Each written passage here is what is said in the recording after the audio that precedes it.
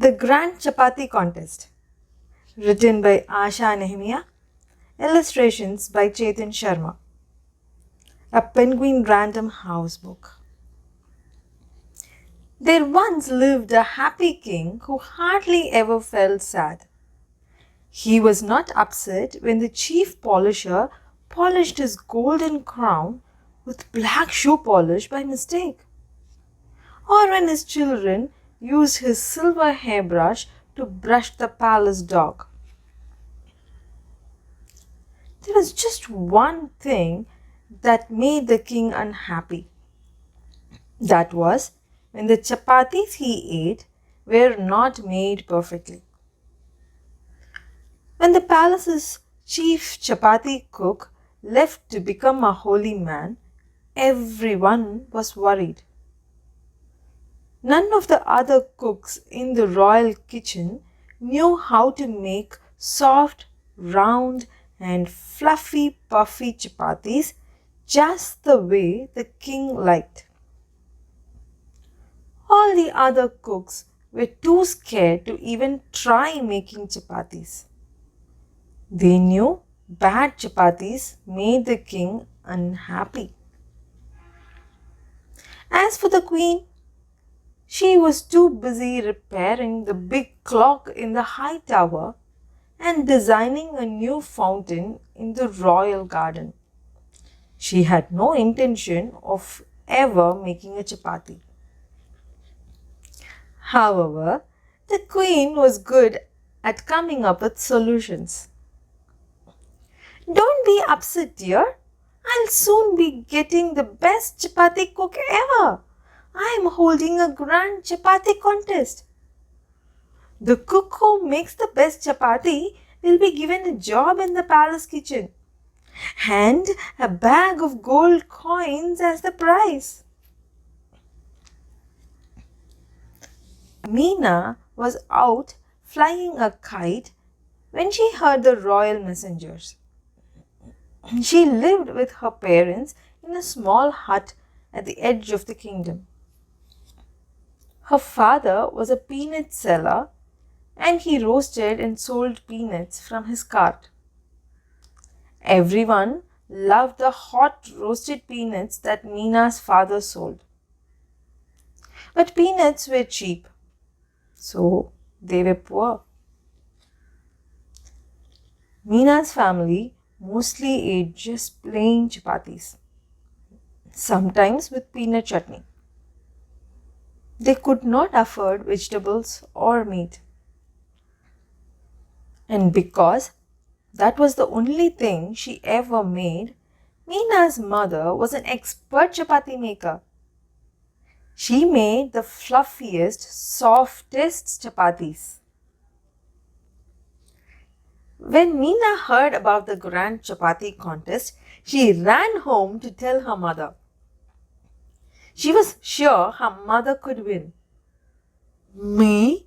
But I never entered a contest before," said Amma.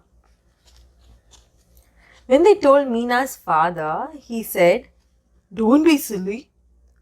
Do you know the kind of chapatis that are being made for the contest? The king will not want our plain, ordinary chapatis, however soft they may be." Meena looked so disappointed that Appa promised they would all go to the palace grounds the next day. "We'll stay all day watching the fun at the Grand Chapati Contest," he said, "and I'll take my cart along to sell peanuts." When Meena and her parents entered the palace grounds, there were hundreds of cooks making all sorts of chapatis. There were butterfly-shaped chapatis, carrot-colored chapatis, and spinach-flavored chapatis. Chapatis stuffed with raisins and chapatis layered with butter. Chapatis as fine as muslin that one could actually see through.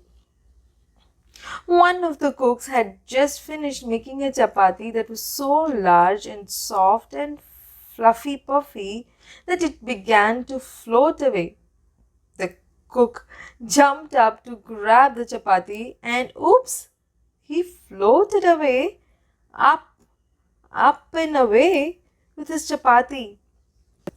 Another cook had a pet elephant who was wearing a silk sock, making chapatis 4 at a time. He would just step on the balls of dough to flatten them out. Maybe Appa was right after all, Meena thought. There was no way Amma could have made a chapati that was better or more fluffy-puffy than these. Meena and Amma spent the morning looking at all the wonderful chapatis. By the time the king and queen came to choose the best chapati, Meena was hungry. But she wanted to watch the tasting. No, said the king when he saw the butterfly-shaped chapati. I only like round chapatis. Ah! He refused to take a bite of the spinach-flavored one. The king held his nose at the next chapati. Eek! Smells of elephant's toes. Cold and hard, the king complained when he tasted another and another and the next. The king did not like any of the chapatis. Meena could see that none of the chapatis were as soft and fresh as the ones her mother made. She had an idea. She ran to her father's cart. Meena's mother was using the little clay stove on the cart to make chapatis for their lunch. Meena came running and panting and told her parents her idea. Just as the king, disappointed and hungry, was getting up to go, something came speeding through the crowd. It was Appa's cart. On it was Amma making chapatis while Meena and her father pushed the cart towards the king. The cart stopped right next to the king just as the chapati was ready. And Meena gave the king a fresh, warm, soft, fluffy-puffy and round chapati.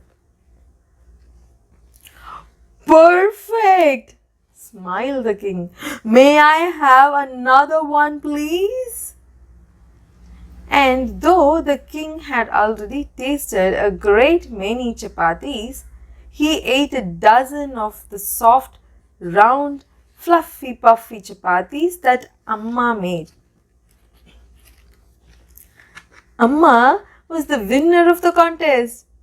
She won a bag of gold coins and was given a job at the palace. Now, with the money she earned, they would all be able to eat something more than just plain chapatis every day. Appa had to buy himself a new cart with some of the gold coins they won. That was because his old cart was painted blue and gold and put right next to the royal dining table so that Meena's mother could make the freshest, softest, fluffiest, puffiest chapatis for the king and his family.